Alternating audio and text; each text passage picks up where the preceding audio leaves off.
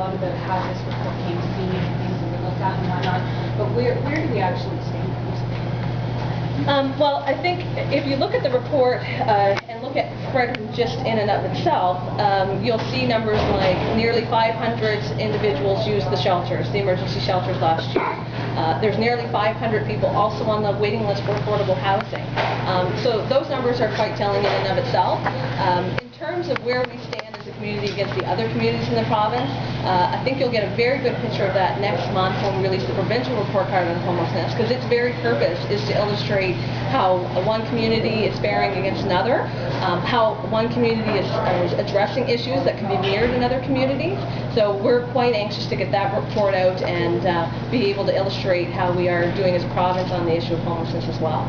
When you're talking about some of the different numbers, for 2008 and whatnot, is homelessness getting worse in Fredericton? And I guess what are the things that are contributing to those numbers going up? Sure. Brian, do you want to speak to you, Sid? Sure. Between 2007 and 2008, we've seen an increase in the total number of individuals and the total number of bed nights within the community in Fredericton. So we went, for example, from a total of 350 men using a men's shelter in 2007 to 350 to 389. So we've seen an increase. In terms of the reasons, there's a multitude of reasons. And I think part of it is that we are seeing some underlying effects of the economic turndown because they're going to hit at the lower end of the economic scale. So individuals like the individual I mentioned who's short 3 hours in his qualifying for his employment insurance, he's going to find a hard time to find even that day of work, a few days of work. So we're going to see that effect. In terms of comparison between Fredericton and other communities, on the issue of homelessness and in the issues of poverty, Fredericton's rather unique in that we don't have one area of the city where we'll say that's where the poverty is.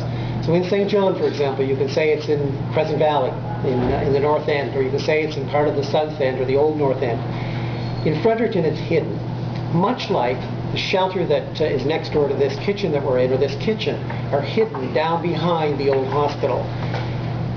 By having it hidden, I think there's a real factor here that the community itself doesn't recognize the extent of the problem.